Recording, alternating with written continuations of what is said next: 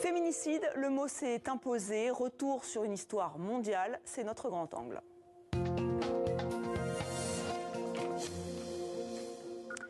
C'est aussi un néologisme, féminicide, et un crime qui remonterait à la nuit des temps, le féminicide, des violences faites aux femmes parce qu'elles sont des femmes. Christelle Taraud, bonsoir. Bonsoir. Vous êtes historienne et féministe, vous avez dirigé cette histoire mondiale des féminicides. Alors je vais montrer cet ouvrage, c'est près de 1000 pages, vous m'avez dit que vous avez mis 4 ans, ça nous emmène dans le monde entier et on remonte aux origines du féminicide, des féminicides, ça remonte jusqu'au Paléolithique. Et avec vous, Sandrine Boucher, bienvenue. Bonjour. Votre sœur a été tuée par son compagnon. Vous avez cofondé l'Union nationale des familles de féminicides et vous témoignez de ce drame dans un livre. Elle le quitte, il la tue. C'est aux éditions de l'Archipel. Alors, Christelle Taraud, c'est un mot récent, je le disais. Cet ouvrage est dense, près de 1000 pages. Est-ce que c'est un ouvrage politique ? Clairement, oui. C'est un ouvrage tout à fait politique puisque l'objectif est de mobiliser... au travers d'un livre inédit, tant sur le plan chronologique, puisque comme vous l'avez rappelé, nous commençons à l'origine de l'humanité, puisque nous commençons lorsque nous étions encore des chasseurs-cueilleurs, et nous allons jusqu'à aujourd'hui dans nos sociétés ultra-contemporaines, et nous travaillons sur 5 continents. Et l'objectif de ce livre, c'est d'être en même temps un ouvrage ouvert sur la recherche de pointe, donc il y a beaucoup de chercheuses et de chercheurs, mais aussi de donner précisément la parole à beaucoup d'autres personnes qui travaillent ensemble pour que le crime de féminicide soit éradiqué. Bien sûr, des activistes, des journalistes, il y a beaucoup d'articles de presse qui sont reproduits dans le livre, des artistes et puis des victimes. Et que lorsque les victimes ont disparu, leurs proches, si elles ne peuvent pas témoigner elles-mêmes. Et bien sûr qu'on se rend compte de l'importance de l'enjeu, parce qu'il y a une urgence, non seulement en France, mais partout dans le monde. Partout dans le monde, oui, c'est vrai que c'est universel, semble-t-il, le féminicide. Sandrine Boucher, votre sœur a été victime, donc elle a été tuée par son compagnon. C'est important de mettre un mot comme féminicide sur ce qui lui est arrivé ? Oui, bien sûr, c'est très important, car quand on va rentrer dans une cour d'assises, on va entendre ce mot, et les jurés vont pouvoir identifier tout de suite le crime. Et pour l'instant, la justice française ne reconnaît pas le féminicide en tant que tel. Tout à fait. On est aujourd'hui sur meurtre sur conjoint. Voilà. Et ça, vous espérez que la justice prenne en compte ce terme de féminicide ? Bien sûr. Donc c'est l'un de vos combats. Alors vous l'avez dit, hein, ça dépasse le cadre conjugal. Enfin, vous ne l'avez pas dit, mais vous l'expliquez très bien dans ce livre. En fait, c'est vrai que les féminicides, c'est aussi des féminicides de masse. Oui, en fait, ce qu'il faut comprendre, c'est que le terme féminicide n'indique pas seulement ce qu'on a l'habitude d'avoir en France quand on en parle, c'est-à-dire ce que vous racontez, madame, le meurtre d'une femme parce qu'elle est une femme, par son conjoint ou son ex-conjoint.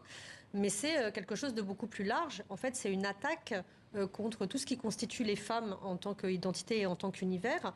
Et ça comprend bien sûr aussi des crimes de masse. Et d'ailleurs, je souligne que le terme lui-même, féminicide, est né dans un contexte de crimes de masse. Au Mexique ? Puisqu'il est né au Mexique, à Ciudad Juárez, lorsqu'au début des années 90, les femmes ont commencé à compter leurs mortes et se sont rendues compte que ces mortes ne se soldaient pas en dizaines ou en centaines de personnes, mais en milliers de personnes, et probablement beaucoup plus en réalité, puisque ces femmes étaient sorties de fosses communes, qui sont des fosses communes sauvages, qu'on retrouve finalement au fur et à mesure des investigations, en général des familles d'ailleurs. Autre exemple de féminicide de masse, on en a beaucoup parlé sur notre antenne, au Canada, avec les femmes autochtones, là aussi longtemps ignorées. Je vais faire juste un petit pas de côté.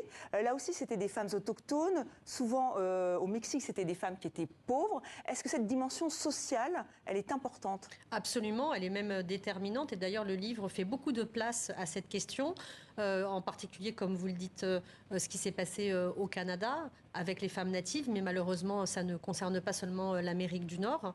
Et oui, effectivement, on est confronté à une situation extrêmement diversifiée, extrêmement large. Mais est-ce qu'on est, pour résumer ma question, est-ce que quand on est plus pauvre ou alors on n'est pas blanche pour dire non, vous n'êtes pas d'accord du tout avec ça? Non, moi je suis pas d'accord. Enfin, en tout cas, je vais parler du sujet que je connais, qui sont les féminicides conjugaux en France.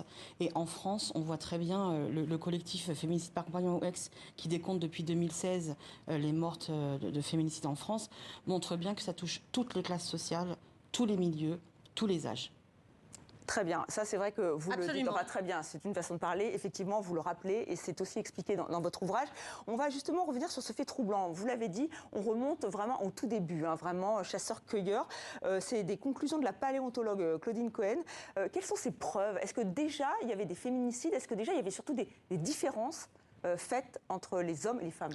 Oui, alors il y a toute une série d'hypothèses très intéressantes hein, qui sont mises en avant pour expliquer comment est-ce que dans les sociétés préhistoriques, par exemple, prenons chez les Néandertaliens, il y avait finalement assez peu de différence entre les hommes et les femmes au départ, et chez les sapiens aussi, et puis au fur et à mesure du temps, des différences de plus importantes se mettent en place, et avec elles, on va effectivement structurer des régimes hiérarchiques. Et assez vite, en fait, on s'aperçoit. Alors c'est difficile hein, de travailler sur ça parce que les restes sont peu importants et les préhistoriennes et les préhistoriens le précisent.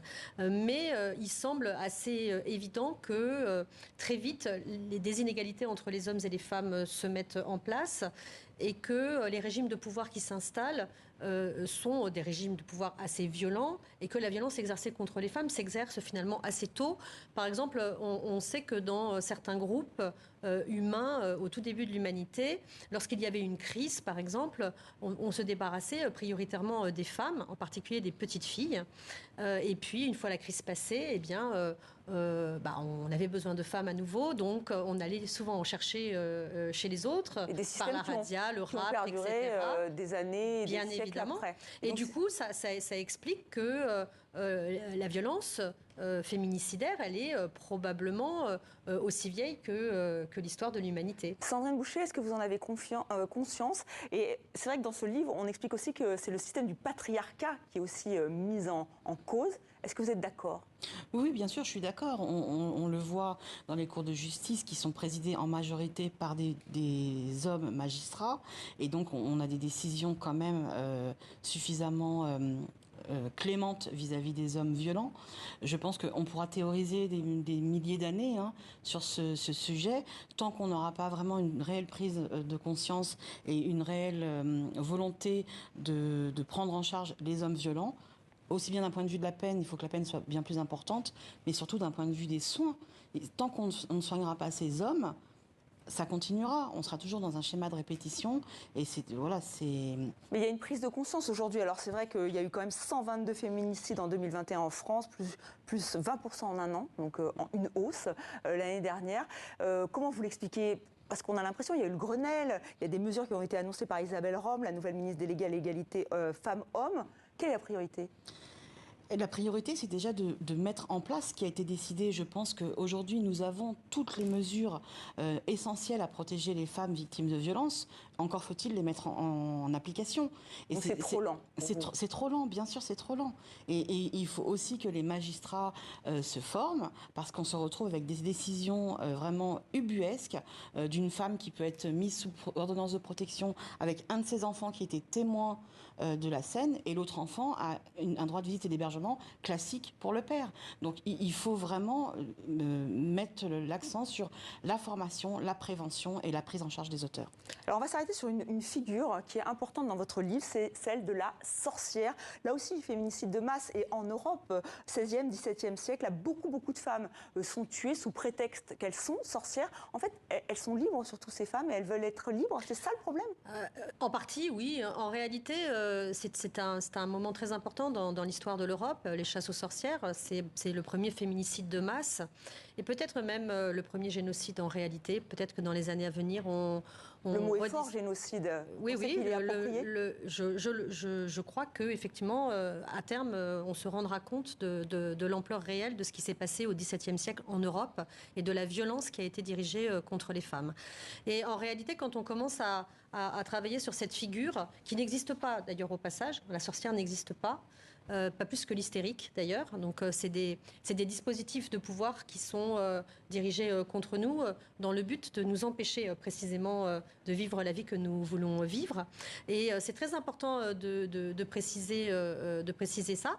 C'est que en fait les chasses aux sorcières ont eu vocation dans un premier temps à se séparer, à détruire une partie non négligeable de la population féminine européenne et de domestiquer celles qui restaient. Et ça a été un régime de terreur très utile, en fait, pour asseoir de manière extrêmement forte et extrêmement pérenne la domination masculine. Et Sandrine, justement, le témoignage de Sandrine Boucher est important parce que vous racontez dans votre livre que votre sœur voulait quitter son compagnon. Là aussi, c'est une liberté qu'elle voulait prendre. Oui, bien sûr. On se rend compte dans le passage à l'acte que le moment de la séparation ou post-séparation, quand madame reprend les clés de sa vie, ça peut être au moment où elle rencontre un nouveau compagnon ou quand elle retrouve un nouveau travail, au moment où en fait elle reprend sa vie en main, c'est très souvent à ce moment-là qu'il y a le passage à l'acte. C'est un crime de propriétaire. Vous savez, le féminicide, c'est comme ça que le définissent une grande partie des chercheuses qui sont dans ce livre. Mais c'est ce que disent aussi, de manière un petit peu différente parfois, les survivantes ou leurs proches. C'est-à-dire que on entend souvent dans les témoignages, c'était sa chose. Mais qu'est-ce que ça veut dire réduire un être humain à l'état d'une chose? La chosification des femmes, c'est une vraie question quand même dans notre société. Une question aussi qui est prise par les artistes. On va voir ça avec Pascal Bourgault dans la chronique Culture. On va regarder un film car le cinéma aussi s'empare de ces sujets. Clara avait 21 ans. Et c'est pas parce que les médias s'y sont pas intéressés qu'il faut pas s'en occuper. Quand on trouve pas dans les premières semaines, ça devient très difficile. En tout cas, c'est toujours les femmes qu'on fait brûler. À commencer par Jeanne d'Arc et puis toutes les sorcières. Vous trouvez pas ça bizarre, vous, que ce soit majoritairement les hommes qui commettent les crimes et majoritairement les hommes qui sont censés les résoudre? Je sais pas. C'est quoi cette obsession à vouloir cramer les filles? Pourquoi vous êtes tous à fantasmer là-dessus? Vous voulez savoir pourquoi elle s'est fait tuer? Moi je sais, je vais vous dire. Elle se met à vous tourner dans la tête jusqu'à l'obsession. Ça vous bouffe de l'intérieur. Maintenant! Arrête-toi! Ça vous dévore.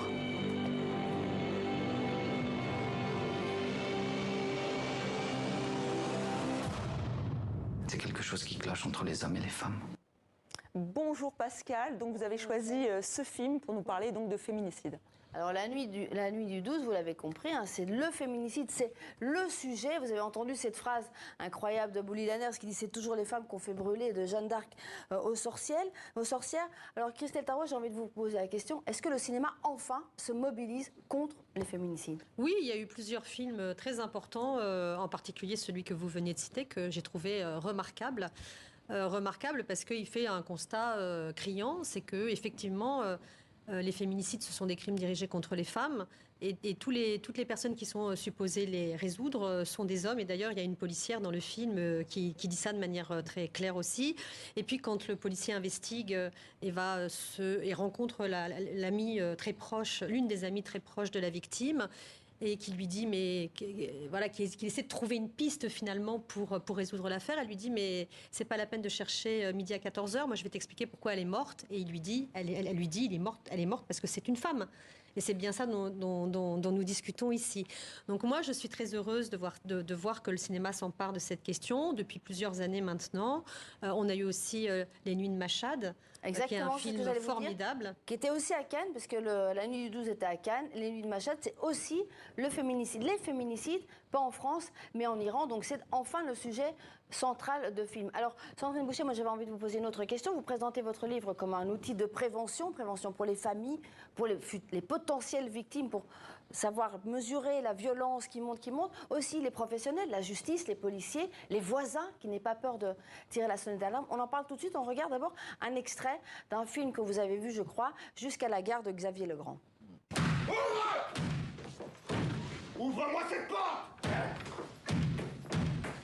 B-O-U-H-A, 2D comme Daniel et Boisdier. Dépêche. Au revoir. TN 821 pour 71.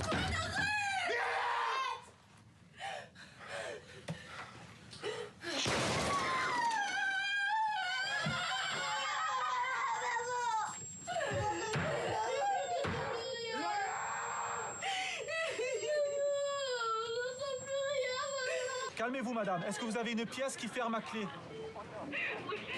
D'accord, allez-y avec votre fils et vous enfermez dedans.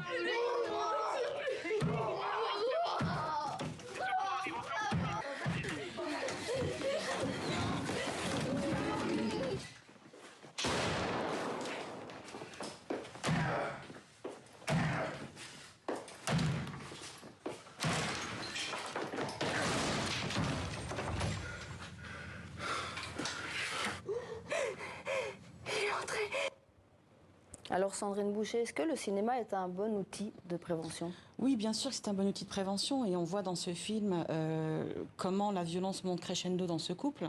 Parce qu'effectivement, si monsieur était violent dès le début, au début de la relation, madame s'en rendrait compte tout de suite et partirait tout de suite.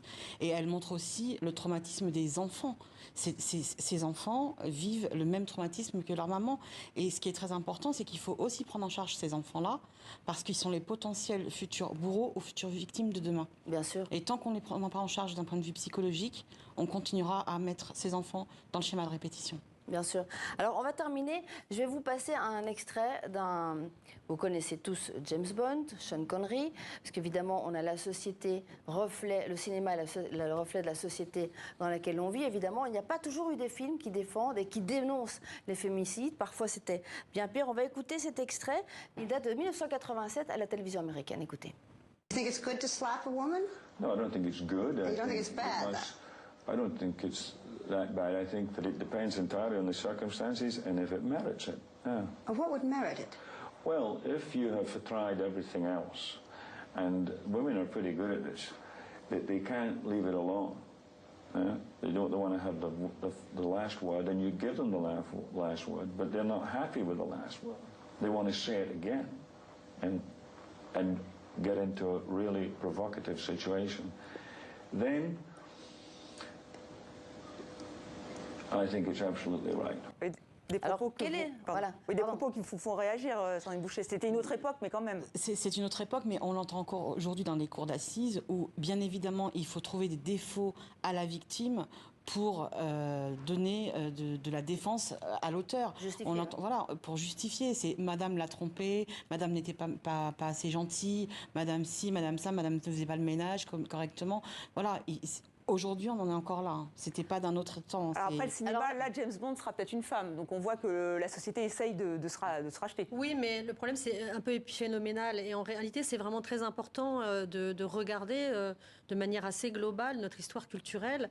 Parce qu'on se rend compte quand on relit à l'aune du féminicide toute notre histoire culturelle, à quel point on a été acclimaté à supporter, à tolérer la violence faite aux femmes. Et dans le livre, il y a énormément d'exemples. Je prends par exemple l'exemple d'Othello, la mort de Desdémone, les 1001 nuits qui commencent par un féminicide de masse. Et en réalité, tout ça n'est pas interrogé. Et ça acclimate chez les hommes le droit à la violence et chez les femmes la nécessaire soumission à cette violence. Et c'est ce rythme, enfin ce cycle qu'il faut absolument rompre aujourd'hui en ayant une prise de conscience, je pense, effectivement très forte de l'ensemble de la société. On est encore dans la romance du crime d'amour, en fait. Voilà, mais on espère qu'on a fait effectivement participer, qu'on a participé à cette prise de conscience. Donc je rappelle le titre de votre ouvrage. Féminicide, une histoire mondiale, ça vient tout juste de sortir. Il faut vraiment picorer, c'est passionnant. Notre site Terrienne pour tout savoir. Merci à vous trois et je vous laisse en excellente compagnie puisque c'est avec Patrick Simonin.